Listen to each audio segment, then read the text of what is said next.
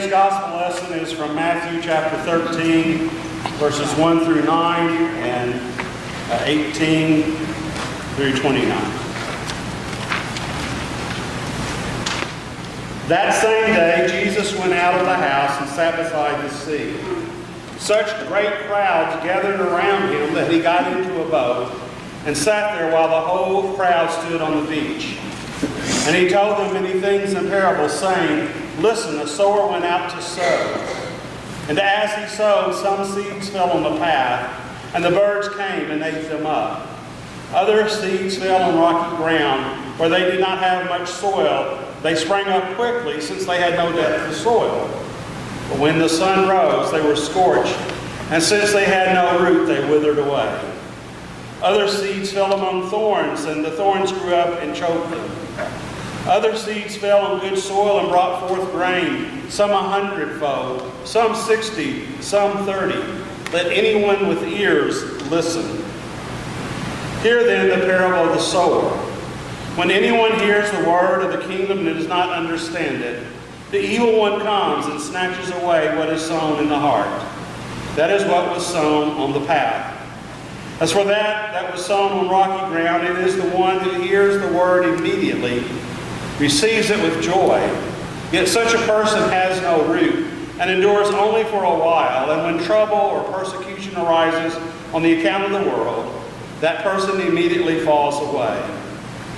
As for what was sown among thorns, that is the one who hears the word, but the cares of the world and the lure of wealth choke the word, and it yields nothing.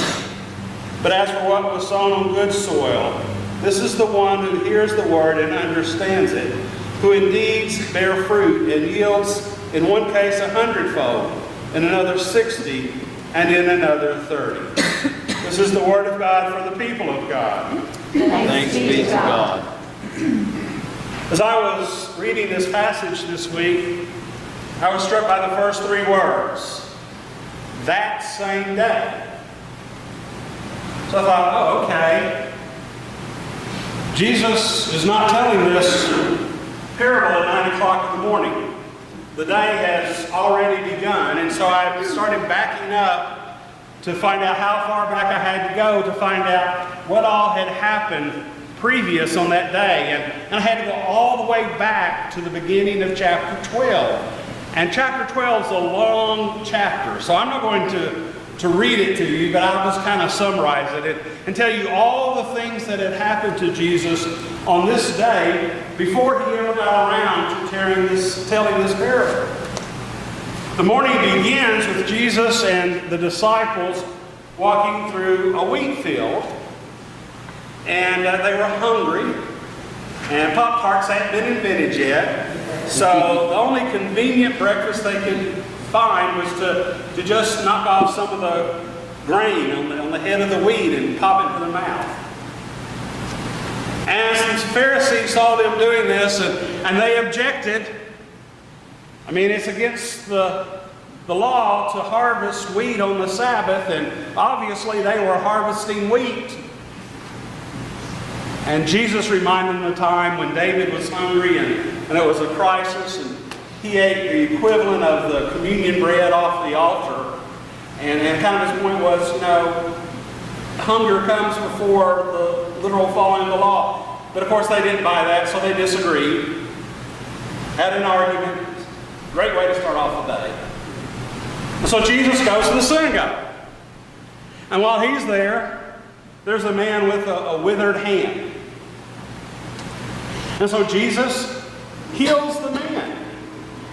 Now, we talked about this a little bit last week, that the Jews aren't against saving somebody's life in a crisis on the Sabbath, but this man's hand had been withered for years, and Jesus could have waited a day. He could have waited to sundown to cure the man, but Jesus didn't wait. Healing on the Sabbath, we all know that's against the law. And Matthew says from that moment, they made plans to destroy Jesus. Now, I don't know how your day has been so far, but I bet nobody's had such a bad day that there's people out there plotting to destroy you. That happened to Jesus on this day. And so he leaves there And crowds just come flocking to Jesus. They've heard that he healed the man with the withered hand. And so people come to him, and he's healing all of them, and he's casting out demons. And that's got to be exhausting work. I've never cast out a single demon in my life, but that's got to be, you've got to put some energy into that, I'm sure.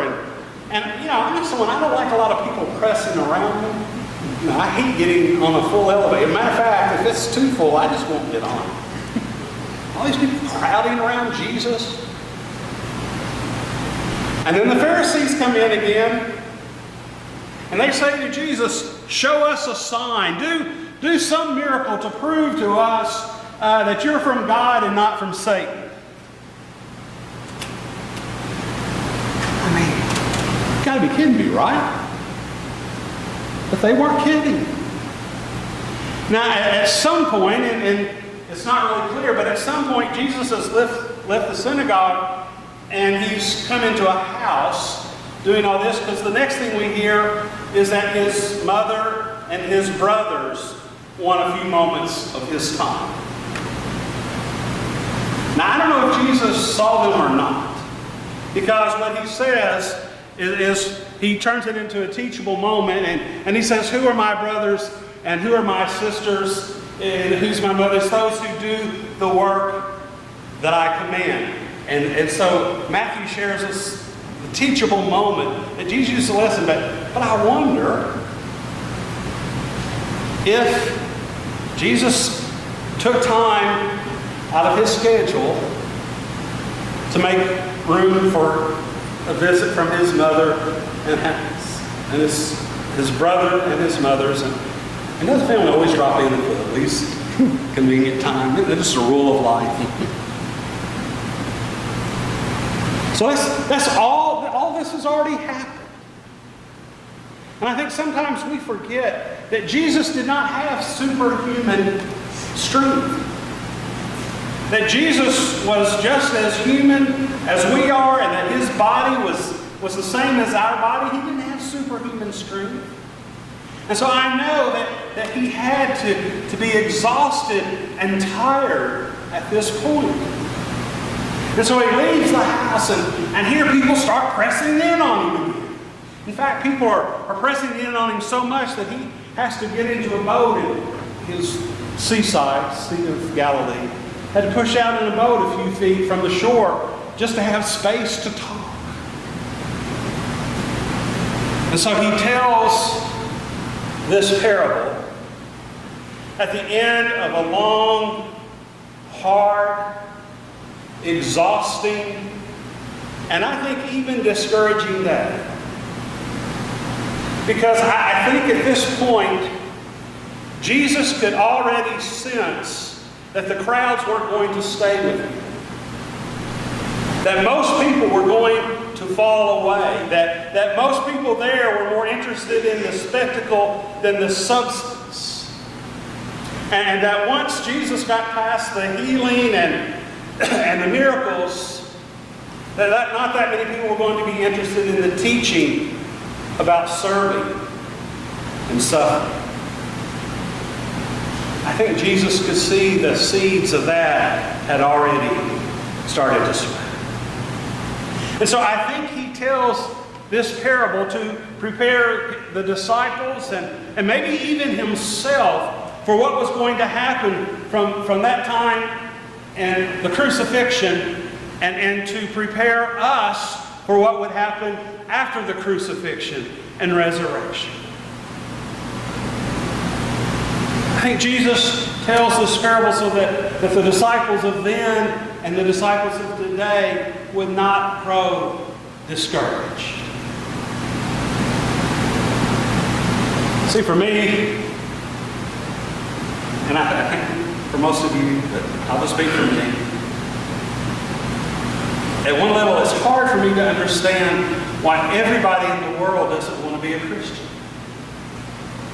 My relationship with Christ gives me such peace and such joy, such comfort and such strength. It is what gives my life purpose and meaning and direction.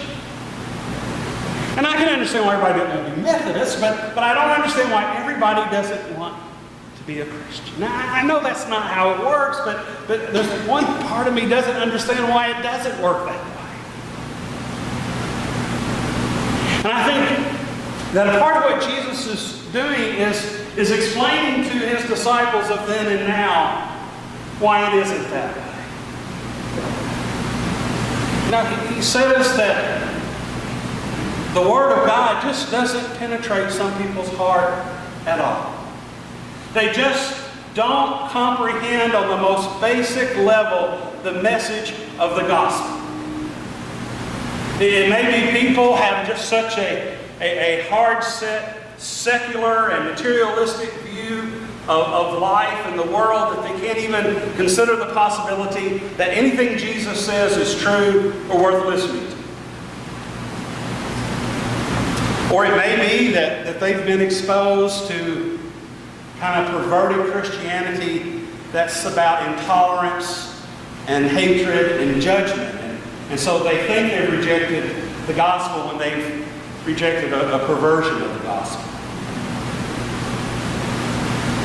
Or maybe they've just been turned off by the sin of Christians and the church. We're not faultless. And the fact that some people can't hear the gospel. It's just being honest.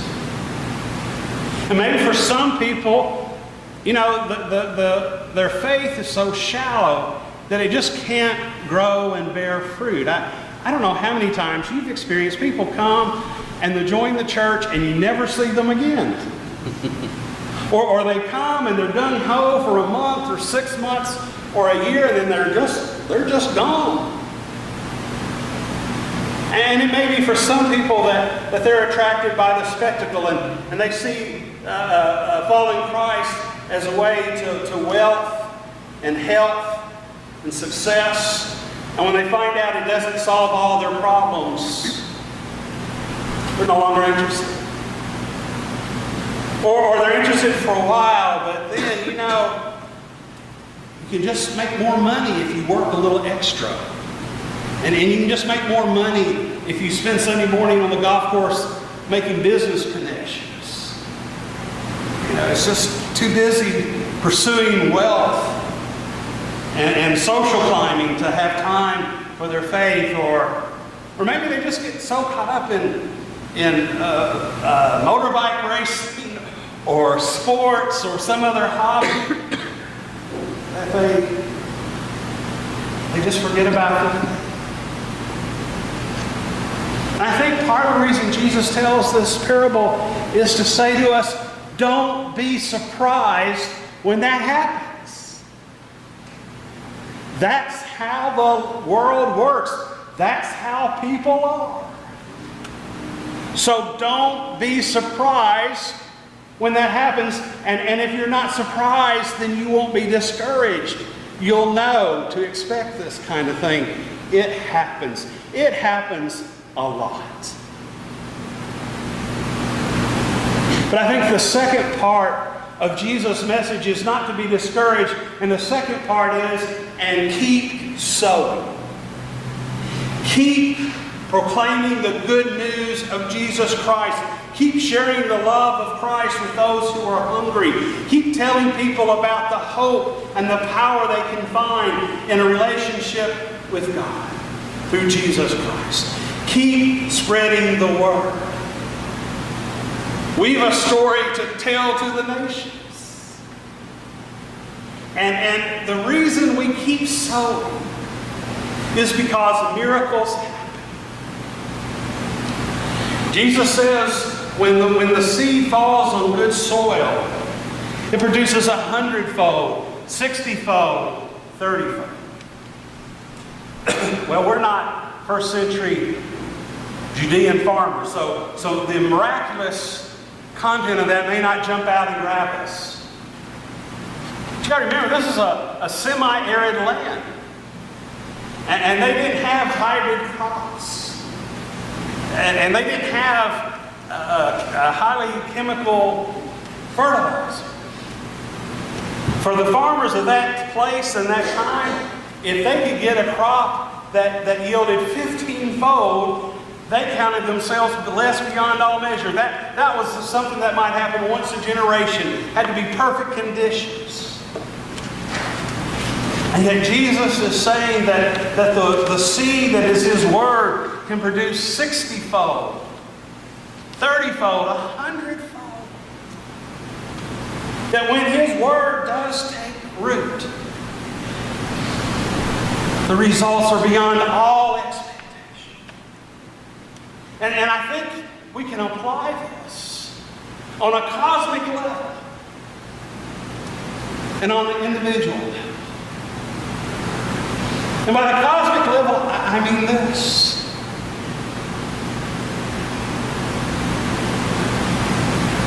We know that God's great kingdom will come on earth. Despite the fact that so few people in the world are followers of Christ. True followers of Christ. And yet that small seed, that faithful remnant, is enough for God's kingdom to come on earth as it is in heaven. Because we're not responsible for the growth. God is. When God tells Jeremiah to go and preach the word to the people of Israel, Jeremiah says, but God, what if they don't listen? What if they don't respond? And God says to Jeremiah, don't worry about it. That's between me and them. What's between me and you is that you share the message. And so we're not responsible for how people respond. It's our job to keep sowing. And that has implications for the whole cosmos, all of creation. But also for an individual. You remember back in March, the dance group, the Christian dance group from the women's prison came and performed. And then afterwards, we had a meal together, and a lot of you stayed for that. And one of the dancers asked to give her testimony. And she talked about that when she came to prison several years ago. She was a drug addict.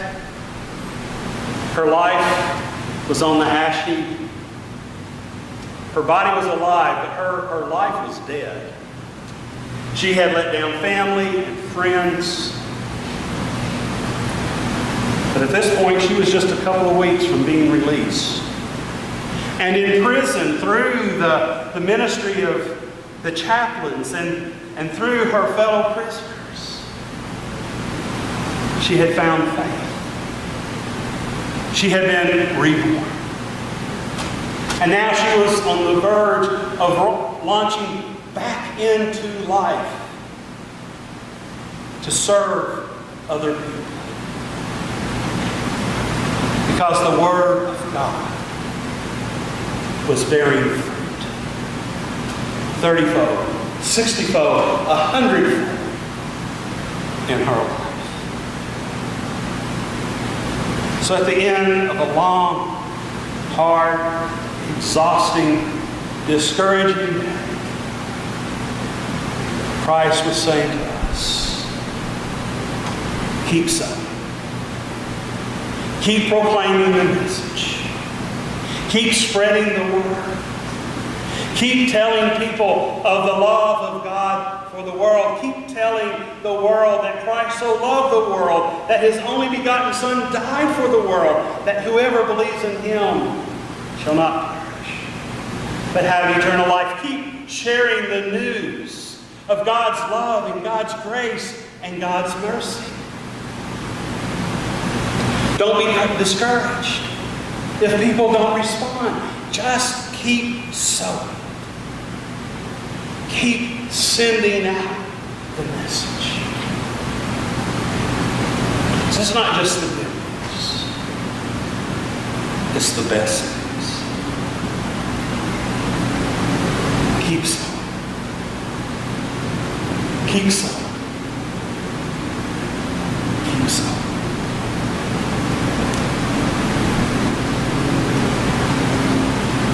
Praise be to God. Amen.